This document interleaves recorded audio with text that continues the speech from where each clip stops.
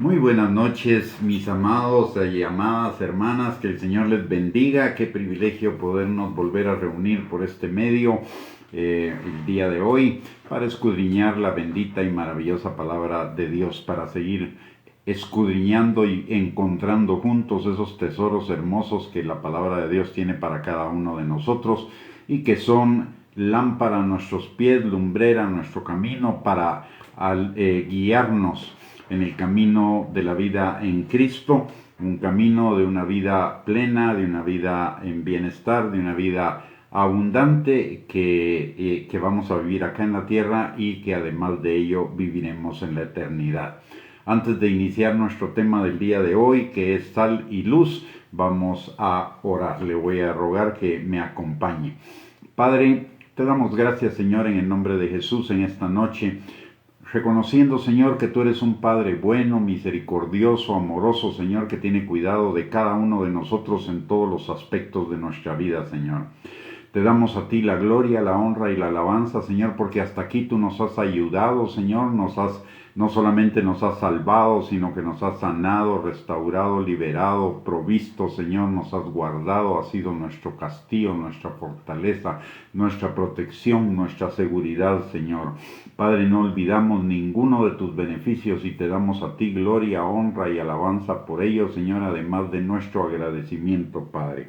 Y en esta noche, Señor, te venimos pidiendo que tu Espíritu Santo, que vive y permanece con nosotros con su unción, rompa todo yugo de mentira, todo argumento y razonamiento falso que aún pueda haber en nuestras mentes y en nuestros corazones, que se esté oponiendo al conocimiento tuyo, a la obediencia a tu palabra y por ende a la vida abundante que tenemos en ti, Señor. Te pedimos, Padre, en el nombre de Jesús, que tu Espíritu Santo nos guíe a toda verdad, que tu Espíritu Santo abra nuestros ojos, nuestros oídos, nuestro entendimiento, pero por sobre todo prepare nuestro corazón para que tu palabra, Señor, quede sembrada en cada uno de nosotros y produzca fruto y fruto en abundancia, para gloria tuya, Señor, pero también para bendición de cada uno de nosotros, Padre. Te lo pedimos, Señor, en el nombre precioso de Cristo Jesús, y desde ya te damos gloria, honra y alabanza por lo que vas a hacer en nuestros corazones el día de hoy, Señor, por esa palabra que vas a sembrar, Señor, en nuestros corazones y que dará fruto, y fruto en abundancia para gloria de tu nombre. Todo te lo pedimos, Señor, en el nombre precioso de Cristo Jesús. Amén y amén. La palabra de Dios en el Evangelio de Mateo, en el capítulo número 5, versículos del 13 al 16, la palabra de Dios nos enseña que cada uno de nosotros somos luz y sal de la tierra.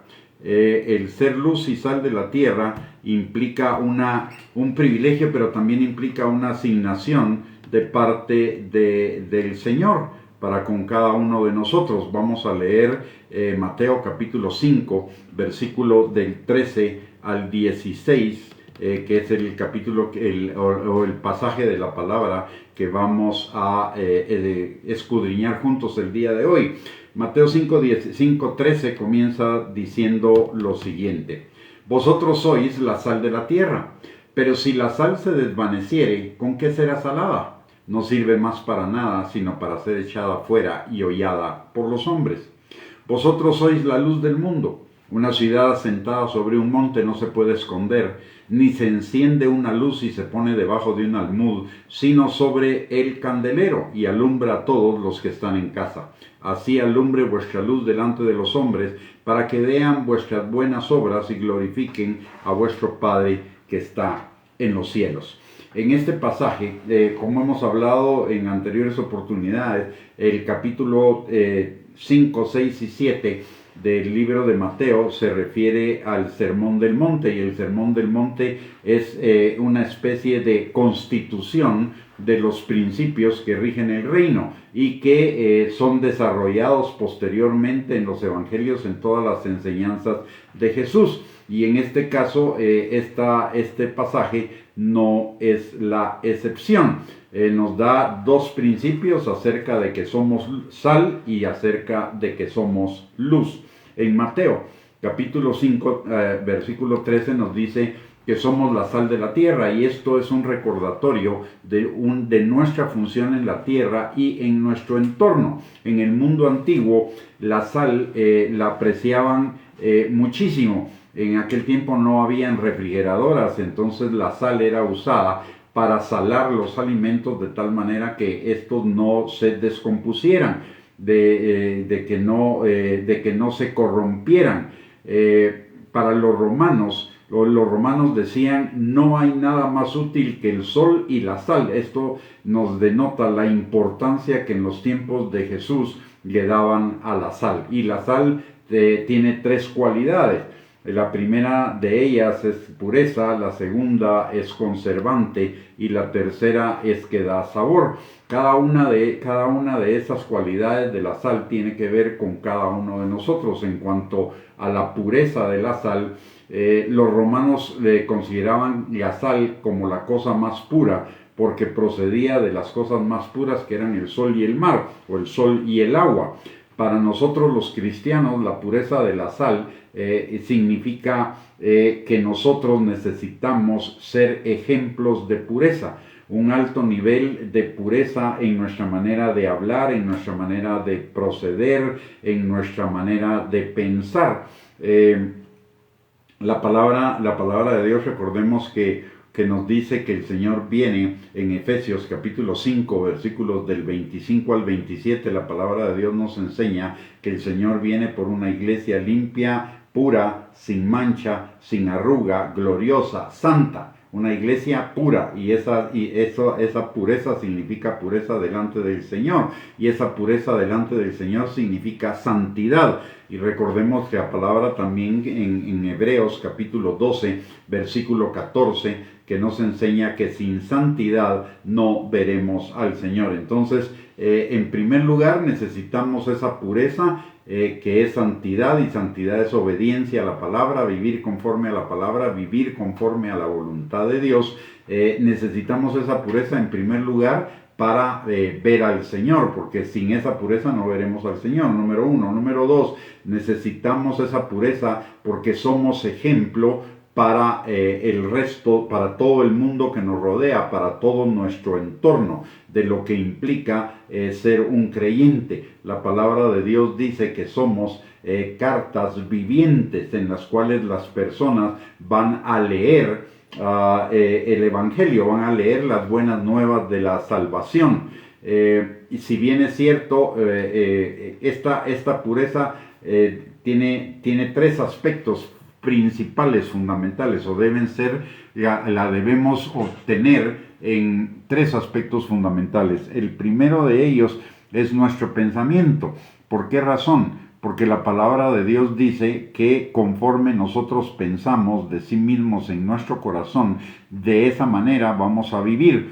Y también el Señor Jesús nos enseña, cuando habla de lo que puede contaminar al hombre, nos dice que lo que sale del corazón es lo que contamina al hombre. Por lo tanto, nosotros, y del corazón salen los malos pensamientos y todos los demás pecados. Por lo tanto, necesitamos guardar nuestros pensamientos para que nuestra conducta sea acorde a esos pensamientos. Por eso la palabra de Dios nos dice en Proverbios capítulo 4, versículo 23, que sobre toda cosa guardada guardemos nuestro corazón, porque de él mana la vida. Si no guardamos nuestro corazón, del corazón obviamente va a salir muerte, pero si lo guardamos va a salir vida, y esa vida se va a manifestar en nuestras acciones. Entonces necesitamos pureza en nuestra manera de pensar, pureza en nuestra conducta y pureza también en nuestra manera de hablar, porque nuestro hablar refleja nuestro pensamiento. La palabra de Dios nos enseña que nuestro hablar debe ser un hablar para edificar, exhortar y consolar, y también que nuestro pensamiento debe ser un pensamiento de todo lo bueno, lo justo, lo amable, lo de buen nombre, si algo digno de alabanza, que en eso pensemos. Es lo que nos dice Filipenses capítulo 4, versículo 8. Y respecto a nuestra manera de hablar, que debe ser para edificar, exhortar y consolar, eso nos lo enseña la palabra en 1 Corintios capítulo 14, versículo 3. Nosotros tenemos un reto. Yo diría que no es una batalla, es un reto. Y es el reto de mantener y de incrementar cada día nuestra pureza, nuestra obediencia, nuestra santidad en medio de un mundo de pecado. No nos podemos retirar del mundo, pero necesitamos guardarnos sin mancha del mundo. Y eso es lo que nos dice Santiago capítulo 1, versículo 27. Dice: la religión pura y sin mácula delante de Dios el Padre es esta: visitar a los huérfanos y a las viudas en sus tribulaciones y guardarse sin mancha del mundo. Entonces necesitamos guardarnos sin mancha del mundo. También en Jeremías capítulo 15, versículo 19, la palabra de Dios dice: por tanto, así dijo Jehová, si te convirtieres, yo te restauraré y delante de mí estarás, y si entresacares lo precioso de lo vil, serás como mi boca. Conviértanse ellos a ti y tú no te conviertas a ellos. Este es un llamado a que viviendo en el mundo no vivamos como vive el mundo, sino que vivamos de acuerdo a lo que nos enseña la palabra de Dios. La palabra de Dios dice, el Salmo 119, 105, lámpara es a mis pies tu palabra y lumbrera a mi camino. ¿Para qué es lámpara y para qué es lumbrera? Para alumbrarme el camino por donde debo caminar. El mismo Señor Jesucristo en los evangelios nos dice que sigamos sus huellas, que sigamos sus pisadas, porque ejemplo Él nos ha dado para que así como Él hizo, nosotros también lo hagamos. El alcanzar la pureza y la santidad y la obediencia en el Señor no es una cosa de una sola vez, es un proceso y un proceso que va a durar toda la vida. Debemos estar preparados para ello, no que seamos perfectos, pero sí necesitamos ir caminando cada día hacia esa perfección, sí necesitamos que nuestra vida esté enfocada en ello. La palabra de Dios dice: donde está nuestro tesoro, ahí va a estar nuestro corazón. Y nuestro corazón, recordemos que del corazón mana la vida o mana la muerte. Por lo tanto, en lo cual nosotros nos enfoquemos, así es como vamos a vivir. Si nosotros no estamos enfocados más en encontrar o en buscar las cosas terrenales que a Dios, obviamente vamos a vivir para lo terrenal, no vamos a vivir para lo eterno. Y la palabra de Dios nos enseña que pongamos nuestra mirada en las cosas eternas, no en las cosas temporales, porque las cosas temporales terminan, mas las eternas permanecen para siempre. Además, las cosas eternas son las que determinan en última instancia las cosas temporales, de manera que si nosotros tenemos puestos los ojos en Cristo y vivimos con los ojos puestos en Cristo, todas las cosas terrenales nos van a ser dadas por añadidura. Es lo que dice la palabra en Mateo capítulo 6, versículo 33. Busca el reino de Dios y su justicia y todas las cosas te van a ser dadas por añadidura.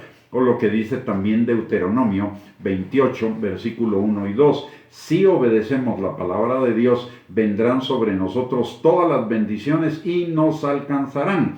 Es decir, la clave de la vida del creyente es crecer cada día en obediencia a la palabra de Dios, que es equivalente a crecer en santidad, a crecer en pureza, a crecer en el carácter de Cristo, a crecer en adoración. Todas estas expresiones significan exactamente lo mismo desde diferente perspectiva, pero todo va hacia lo mismo, a vivir una vida que agrade a Dios, una vida de obediencia. Por eso dice en Primera de Pedro, capítulo 1, versículo 14 al 16, que como hijos obedientes seamos santos como Él es santo. Y en Primera de Tesalonicenses, capítulo 4, versículo 3, dice que la voluntad de Dios es nuestra santificación. Entonces, la primera característica la primera implicación de que nosotros seamos sal es que necesitamos incrementar cada día nuestro nivel de pureza para ser una sal pura y una sal que pueda cumplir con las otras dos funciones.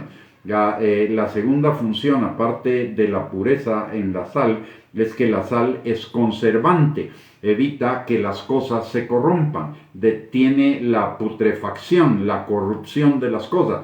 En la antigüedad, como no habían refrigeradoras, por ejemplo, a la carne se le echaba sal y se dejaba colgando, cerca de donde había calor, principalmente del fuego, para que la carne se convirtiera en una especie de cecina, es decir, una carne cocinada por la sal, pero que la sal, además de cocinarla, la mantenía sin corromperse. Y esto nos habla de una influencia antiséptica que nosotros tenemos en el mundo. El mundo está lleno de una enfermedad que se llama pecado, pero nosotros como sal, como conservante, como antiséptico, estamos para frenar el pecado en el mundo, y lo hacemos de dos maneras. Número uno, la primera manera es cuando nos convertimos. Obviamente un pecador menos es menos pecado en el mundo. La segunda es cuando nosotros, trabajando conjuntamente con el Señor y cumpliendo su palabra, evangelizamos a otros y otros vienen al conocimiento de Cristo. Entonces otra vez hay una disminución del pecado porque hay un pecador menos. Pero hay una tercera forma en la que también nosotros ejercemos ese factor de ser conservantes, y es que nosotros vamos a ser transformadores de nuestro entorno. La palabra de Dios nos enseña que nosotros tenemos influencia sobre las personas a nuestro alrededor, y de hecho ese es un llamado que Dios nos hace a transformar todas las cosas a nuestro alrededor.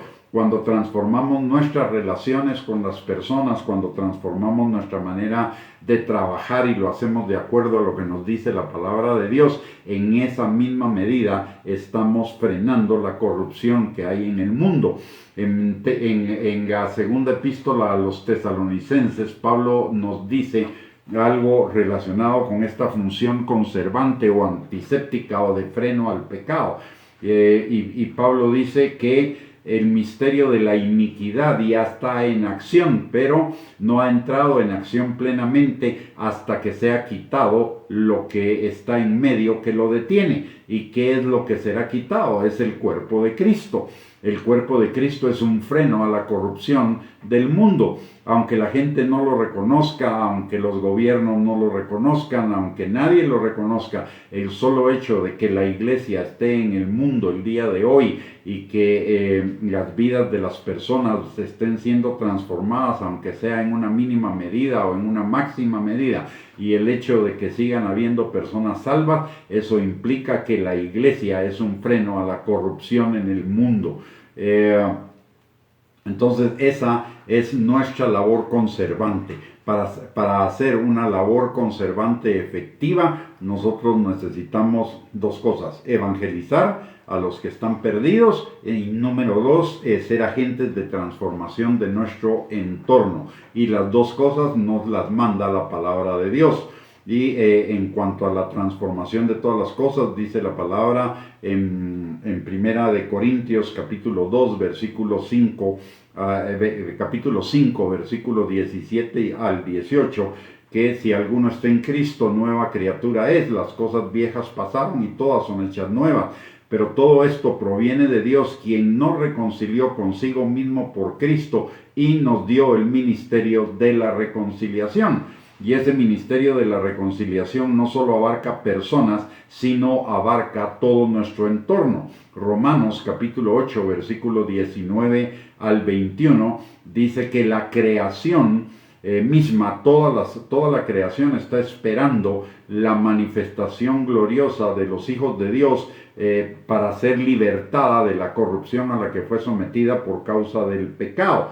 Es decir, todas las cosas están esperando la reconciliación con el Señor, es decir, que todas las cosas sean hechas conforme a lo que nos enseña la palabra de Dios. Por eso la palabra de Dios nos da muchos consejos, no solo para nuestra vida espiritual y no solo para nuestra relación con Dios, sino que la palabra nos da principios, consejos, leyes, mandamientos, preceptos relacionados con el matrimonio, la familia, el trabajo, la educación, la política, el gobierno, la ciencia, el arte, y en fin, todas las actividades humanas, porque una de las cosas que el Señor espera de cada uno de nosotros es que seamos agentes de transformación de nuestro entorno para alinear todas las cosas con Dios.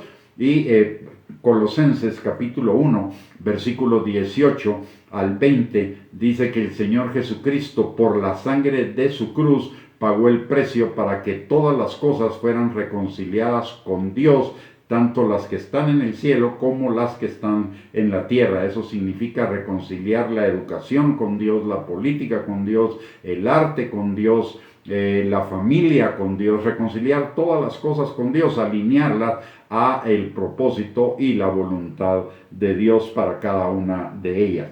Por el otro lado, aparte de que la sal implica pureza y aparte de que la sal implica ser un conservante, la sal también da sabor a los alimentos. Los alimentos sin sal son insípidos y son incluso hasta en algunos casos desagradables, pero la sal les da un sabor agradable, les da un sabor atractivo, y esto nos habla de algo. El cristiano le debería dar sabor a la vida en lugar de esas caras de entierro, de tristeza, en lugar de esas caras como de llevar carga. Nosotros deberíamos tener unas caras llenas de gozo, llenas de alegría, porque nuestro Padre es el Dios de la alegría, es el Dios del gozo, es el Dios de la risa. Y la palabra de Dios dice que en la presencia del Señor hay plenitud de gozo y delicias a su diestra para siempre. Y por el otro lado, también la palabra de Dios nos enseña que Él llenará nuestra boca de risa, que cambiará nuestro lamento en danza, nuestra tristeza en alegría, nuestras lágrimas en risa, nuestro duelo en fiesta. Es decir, Dios no tiene nada en contra de que nosotros tengamos gozo, tengamos alegría, nos reamos.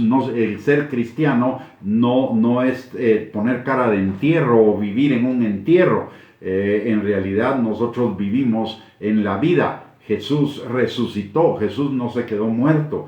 La clave de nuestra fe, y lo dice muy claramente Pablo en sus epístolas, es que la clave de nuestra fe está en la resurrección de Cristo, porque Cristo resucitó. Nuestra fe es real, nuestra fe es auténtica. Si Cristo no hubiera resucitado, nuestra fe sería falsa. Pero como Él resucitó, nuestra fe es verdadera, y el hecho de que Él haya resucitado implica que nosotros debemos estar felices, contentos. ¿Por qué razón? Porque si Él resucitó, nosotros también vamos a resucitar con Él. Y eso es un motivo de alegría, un motivo de gozo, porque vamos a vivir la eternidad con Él. No importa que la vida aquí en el mundo por momentos sea una vida difícil, con obstáculos, con problemas, pero nosotros vamos camino a una vida donde ya no habrá más dolor, más llanto, más lágrimas, más pecado, más corrupción, ya no habrán más problemas ni más cosas malas, un mundo que será perfecto, y eso debería ser un motivo de una constante alegría, y esa alegría sería también un motivo para que la gente que no conoce al Señor sea atraída hacia el cristianismo, porque la gente que vive en el mundo no tiene paz, la gente que vive en el mundo no tiene alegría, no tiene gozo. La gente anda buscando la alegría, anda buscando el gozo, porque no lo tienen, porque el pecado no da vida. La alegría, la risa, el gozo es parte de la vida, pero el pecado no da vida, el pecado da muerte. Por lo tanto, la gente está esperando que nosotros les mostremos lo que es el verdadero gozo, la alegría, la risa, de vivir en la salvación. Entonces, esa es una forma de darle sabor a la vida, de saborizar la vida de todos los que están a nuestro alrededor, con nuestro gozo, con nuestra alegría, con nuestra risa. En 2 Corintios capítulo 3, versículo 17 dice la palabra que donde está el Espíritu de Dios, ahí hay libertad. Y la palabra también en Gálatas capítulo 5, versículo 22 al 23 nos enseña que uno de los resultados del Espíritu en nosotros, del fruto del Espíritu, es el gozo. Y esto tiene que ver con que nosotros en medio de un mundo ansioso deberíamos brillar con nuestra paz, con nuestra paciencia, con nuestro gozo. En un mundo temeroso deberíamos brillar por nuestra fe. En un mundo acongojado deberíamos brillar por nuestra confianza y por nuestra esperanza. En un mundo deprimido deberíamos mostrar ese gozo, esa alegría, esa risa con la cual el Señor nos llena. La palabra de Dios, vimos las tres características entonces de la sal que se aplican a cada uno de nosotros: la pureza, el ser conservante y el darle sabor a la vida. Pero también la palabra nos dice que si la sal pierde su sabor, es decir, no cumple con las funciones anteriores, es desechada, se vuelve inútil. Y la inutilidad, y esa inutilidad invita al desastre de una vida carnal. No significa con esto que podamos perder nuestra salvación, pero sí implica que si nosotros no tenemos, no somos esa sal que va camino de la pureza, que va mejorando en pureza todos los días, que además de ello es conservante y transformadora de nuestro entorno, y que le damos sabor a la vida, que somos testimonio viviente para la gente de lo que implica vivir la vida cristiana. Entonces quiere decir que nos estamos encaminando a una vida de salvos pero carnales, como dice Pablo a los de Corintios: ustedes todavía son carnales porque veo que entre ustedes hay divisiones, hay contiendas. Entonces existe la posibilidad de que usted y yo, aunque seamos salvos carnales. Y el salvo carnal, dice la palabra, que si bien es cierto, va a ser salvo y va a tener vida eterna, va a entrar en la eternidad como por fuego. Y esto nos habla de un desastre en nuestras vidas, porque el que siembra para la carne, de la carne va a segar corrupción, dice Gálatas capítulo 6, versículos 7 y 8. Entonces, si somos creyentes carnales, estamos sembrando para la carne, de la carne no vamos a cosechar vida abundante, más bien vamos a tener problemas, vamos a tener dificultades. Nuestra vida acá en la tierra no va a ser una vida plena, una vida abundante, y vamos a pasar a la eternidad como por fuego, como dice 1 Corintios capítulo 3, versículo del 11 al 15. Entonces, nosotros debemos, para ser realmente esa sal que el Señor ya nos hizo por el Espíritu Santo que está en nosotros, por la nueva naturaleza que Él nos ha dado, entonces debemos estar claros que nuestra función es estorbar el pecado, tanto el nuestro como en la vida de los demás, no solo de nuestra familia, sino de todo nuestro entorno, en la mayor medida de lo posible. Y la mejor manera y la más efectiva de estorbar el pecado en la gente es que se conviertan a Cristo y que además vean nuestro ejemplo de vida, para que lo sigan. Como dice Pablo: síganme a mí porque yo sigo a Cristo. Entonces yo necesito seguir a Cristo para que la gente me siga, y ser de esa manera esa sal que el Señor ya nos hizo por esta salvación tan hermosa y maravillosa que Él nos ha dado. En la segunda parte de lo que leímos, la palabra de Dios dice que nosotros somos la luz del mundo. Ese es el mayor cumplido en realidad que usted y yo podemos recibir en la vida, y que jamás se le haya hecho a un cristiano. ¿Por qué? Porque significa que somos como Jesús, que fuimos diseñados para ser como Jesús. ¿Por qué? Porque Jesús es la luz del mundo. Y en el Salmo 119, 105, Jesús es la palabra encarnada, ¿no? De acuerdo a lo que nos enseña Juan capítulo 1, versículo 1 y versículo 14. Pero la palabra en el Salmo 119, 105 también nos dice que Jesús, que la palabra es lámpara a nuestros pies y lumbrera a nuestro camino, es decir, luz. Y Jesús es la palabra encarnada. Entonces Jesús es la luz. Cuando nos está diciendo que nosotros somos la luz del mundo, nos está diciendo que nosotros fuimos hechos para ser como Jesús. Por eso la palabra de Dios dice en Romanos capítulo 8, versículo 28 al 29, que la voluntad de Dios es de que nosotros seamos conformados, seamos transformados a la imagen de Cristo, que es el carácter de Cristo.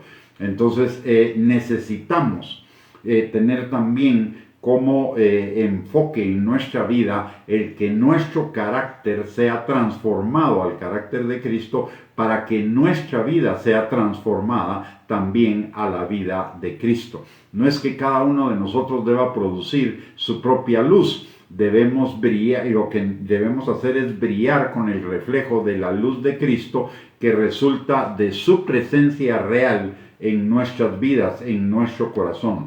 Esto tiene tres implicaciones.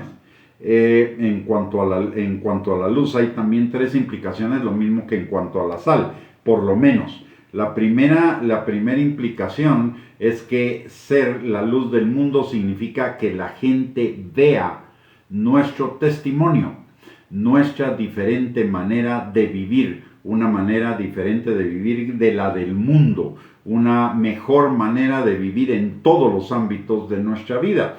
Y eso solo puede ser viviendo en la obediencia a la palabra de Dios. Y ya estamos habilitados y capacitados para poder vivir esa vida de obediencia. La palabra de Dios, en primer lugar, dice que cuando nosotros hemos venido a Cristo, recibimos una nueva naturaleza, nacemos de nuevo. Y nacemos de la palabra de Dios, la simiente incorruptible de la palabra de Dios. Lo que dice Primera de Pedro, capítulo 1, versículo 23. Es decir, nacimos de la palabra. Nuestra nueva naturaleza está orientada hacia la palabra. Número uno. Número dos, el Espíritu Santo nos ha sido dado precisamente para ayudarnos a obedecer la palabra. Es lo que dice Ezequiel, capítulo 36, versículo 27. Dice: y pondré dentro de vosotros mi espíritu, y haré que andéis en mis estatutos y guardéis mis preceptos y los pongáis por obra. Es decir, la orientación hacia la obediencia a la palabra de Dios ya está en nosotros por el Espíritu Santo. Lo que a nosotros nos queda es rendir nuestro yo, rendir esa manera de hacer las cosas a nuestra forma y obedecer la palabra de Dios. También Hechos capítulo 1, versículo 8 nos enseña en la misma dirección. Dice la palabra: recibirán poder cuando venga sobre ustedes el Espíritu Santo, y me serán testigos. Y ese ser testigos implica no solo hablar. Ese ser testigos implica que la gente vea nuestra forma de vivir. Viendo nuestra forma de vivir, ellos van a querer vivir de la misma manera. Recordemos que a Jesús le reconocían sus enseñanzas porque decían: él enseña como quien tiene autoridad. ¿Y por qué enseñaba como que tenía autoridad? Porque lo que él enseñaba, lo que él decía, él lo vivía. La gente conocía su testimonio de vida, y porque conocía su testimonio de vida, creía en lo que él les hablaba. Entonces, una primera manera de ser luz es que la gente vea nuestra transformación, que no necesitemos hablar, que con solo la gente, que la gente que nos ha conocido antes y nos conozca ahora, vea la diferencia entre nuestra manera de vivir antigua y nuestra nueva manera de vivir. Esa es la primera forma de dar testimonio de Cristo. La segunda está en Marcos capítulo 5, versículo 18 al 20, que se refiere a contarle a todo nuestro entorno las maravillas que Dios ha hecho en nuestras vidas. Es decir, contarles la transformación que el haber creído en el Señor Jesucristo y creer en su palabra y obedecer su palabra ha traído a nuestras vidas. Recordemos que la gente en el mundo está buscando caminos para tener una vida feliz, una vida sana, una vida en bienestar, y nosotros tenemos la respuesta. cuando no necesitamos ser expertos en la palabra de Dios para contarle a la gente que el Señor transformó nuestro carácter, que el Señor transformó nuestros viejos hábitos de vida, y para eso no necesitamos contar todo lo que hacíamos en el mundo con solo una palabra. Por ejemplo, era iracundo y el Señor me encontré con el Señor y el Señor me transformó en una persona paciente. Ahora, en lugar de enojarme, tomo las cosas con calma y aprovecho esas circunstancias para crecer, para madurar, para que mi carácter sea transformado. Con eso ya le dije, ya nos pasamos trayendo a toda la gente que experimenta ira en sus vidas y le estamos dando la solución. Lo mismo si decíamos antes era alcohólico, pero conocía al Señor y ahora ya no necesito ni del alcohol ni de ir a Alcohólicos Anónimos. Ahora puedo vivir una vida libre del alcohol en el Señor, sirviendo al Señor. El Señor transformó mi vida. Ahí eso es dar testimonio. Aparte de ello, hay otra forma también de ser luz, aparte de dar testimonio con nuestra forma de vivir, dar testimonio contando las maravillas que el Señor ha hecho en nuestras vidas. Otra forma es de predicar el Evangelio, las buenas nuevas de la salvación, que Cristo salva, sana, restaura, transforma, etc. Y esto nos lo enseña Marcos capítulo 16, versículos del 15 al 16. Dice: id por todo el mundo y predicar el Evangelio a toda criatura. El que creyere será salvo, mas el que no creyere será condenado. Entonces, predicar la palabra a los que no se han convertido es otra forma de ser luz. Y hay otra forma de ser luz también, y es discipulando, es decir, enseñándole a las personas a guardar, a obedecer lo que Dios nos ha mandado. Y esto nos lo enseña Mateo, capítulo 28, versículo 19 al 20. Id y haced discípulos a todas las naciones, bautizándolos en el nombre del Padre, el Hijo y del Espíritu Santo, y enseñándoles a guardar todo lo que yo les he mandado. Y enseñarle a las personas a guardar la palabra de Dios, lo que Él nos ha enseñado, es enseñarles a las personas el camino a la libertad, porque la palabra de Dios dice: conocerán la verdad, que es la palabra, y la verdad los hará libres, y de esa manera serán también mis discípulos.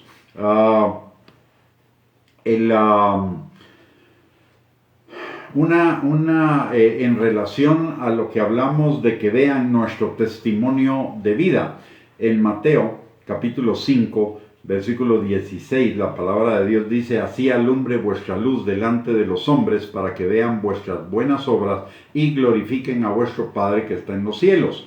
El Señor nos está diciendo que como sal y luz que somos, las personas deben ver nuestras buenas obras. Pero esas buenas obras, cuidado, porque se pueden confundir con las buenas obras de caridad o buenas acciones que hacen las personas que están en el mundo. Las buenas obras a las cuales se está refiriendo la palabra de Dios de los cristianos son obras que son hechas en obediencia a la palabra de Dios, en gratitud a lo que Dios ha hecho en nuestras vidas y por amor al Señor que nos salvó. No son buenas obras para que nosotros nos alabemos o para que nosotros nos hagamos de un nombre o para que la gente diga que somos muy espirituales, ni nada por el estilo. Son obras para que Dios sea glorificado, para que la gente vea lo que Dios ha transformado nuestras vidas, para que la gente vea lo que implica la obediencia a la palabra de Dios. Somos llamados a manifestar la bondad de Dios, y la bondad de Dios es la que nos lleva al arrepentimiento, dice la palabra. Es una bondad que atrae, es una bondad que causa gozo, es una bondad que irradia amor, sensibilidad, paz, benignidad, mansedumbre, humildad, es decir, donde no resaltamos nosotros, sino que resalta Dios, resaltan las cualidades de Dios en nosotros. En Isaías capítulo 64, versículo 6, dice que las obras que son de nuestra propia justicia, de nuestro propio esfuerzo, para ser reconocidos nosotros delante del Señor, son como trapos de inmundicia, no sirven para nada. Hay una bondad entre comillas, que es una bondad teatral, es una bondad que busca atraer la atención hacia nosotros. De esa nos habla Mateo capítulo 6, versículo del 1 al 3, Mateo 6, versículo del 5 al 6, Mateo 6, versículo del 16 al 18, Mateo 6, del 19 al 21. Y es cuando Jesús se refiere a dar limosnas, a orar, a ayunar. Dice que cuando nosotros hacemos esas cosas para ser vistos de los hombres, ya tenemos nuestra recompensa, no tendremos recompensa de parte del Padre. Mas cuando hacemos nuestras obras en secreto, cuando no las divulgamos, sino simplemente las hacemos, entonces Dios es glorificado y Él nos dará la recompensa a su debido tiempo. La bondad que se hace de manera consciente para que nos miren no es realmente una bondad cristiana. Mientras las personas piensen en reconocimientos para sí por sus buenas obras, no han comenzado todavía a reconocer el verdadero camino de la bondad cristiana, de las buenas obras cristianas. La bondad cristiana debe atraer la atención de las personas no hacia nosotros, sino hacia el Padre, hacia Jesús. Y esto es importante porque esto tiene que ver con las recompensas que vamos a tener para la eternidad. En 1 Corintios capítulo 3, versículos del 11 al 15 dice la palabra: porque nadie puede poner otro fundamento que el que está puesto, el cual es Jesucristo. Y si sobre ese fundamento alguno edificare oro, plata, piedras preciosas, madera, heno o hojarasca, la obra de cada uno se hará manifiesta, porque el día la declarará, pues por el fuego será revelada, y la obra de cada uno, cual sea, el fuego la probará. Si permaneciere la obra de alguno que sobreedificó, recibirá recompensa. Si la obra de alguno se quemare, él sufrirá pérdida, si bien él mismo será salvo, aunque así como por fuego. ¿Qué nos está diciendo este pasaje? En primer lugar, nos está diciendo que hay recompensas para la eternidad. Esas recompensas para que vivamos en la eternidad van a determinar diferentes calidades de vida en la eternidad. Número uno. Número dos, clasifica las obras en dos grupos: las que se queman y las que no se queman. Las que se queman y las que no se queman son oro, plata y piedras preciosas. Las que se queman son madera, heno y hojarasca. Y dice la palabra que si la obra de alguno permanece, es decir, oro, plata y piedras preciosas, recibirá recompensa. Las otras no recibirán ninguna recompensa. ¿Y cuáles son esas obras de oro, plata y piedras preciosas? La palabra de Dios nos lo enseña. Dice en 1 Corintios capítulo 13, versículo del 1 al 3. Dice que si no tenemos amor, todas nuestras obras no sirven de nada. Sin amor, lo único que permanece es la fe, la esperanza y el amor. Entonces las buenas obras que van a tener recompensa son aquellas que hemos hecho por amor a Dios, por amor al prójimo. Número uno. Número dos, la palabra de Dios también nos enseña que para que las obras entren en esa clasificación de las buenas obras que Dios espera de nosotros, son obras que deben ser hechas por su voluntad, por su dirección, no simple y sencillamente porque a nosotros se nos ocurra.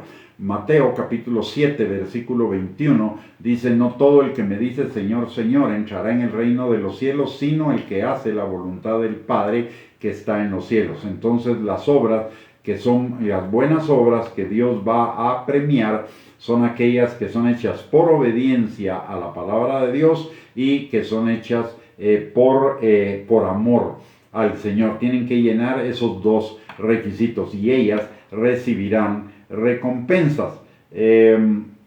Recordemos que la palabra de Dios dice que en la casa del Padre muchas moradas hay, en Juan capítulo 14, versículo 2. Y esas moradas nos van a ser asignadas de acuerdo a las obras que hicimos como creyentes. No es en función del pecado, porque el pecado media vez nosotros lo confesamos, el Señor lo perdona, lo oculta en el fondo del mar y nunca más se acordará de ello. Es de las obras que nosotros hicimos en obediencia a la palabra de Dios y de las obras de amor que hicimos, de amor por Él y amor por nuestro prójimo. En Mateo capítulo 10, versículo 8, también nos da otra clave de las buenas obras, y es que nosotros las hacemos por agradecimiento, no para ser reconocidos. La palabra de Dios dice en Mateo capítulo 10, versículo 8, que lo que de gracia hemos recibido, lo demos de gracia. Y en Gálatas capítulo 5, versículo 6, la palabra de Dios nos dice que la fe obra por el amor. Y en Colosenses capítulo 3, versículo 23 y 24, la palabra de Dios nos enseña que hagamos todas las cosas para la gloria de Dios, no para nuestra propia gloria.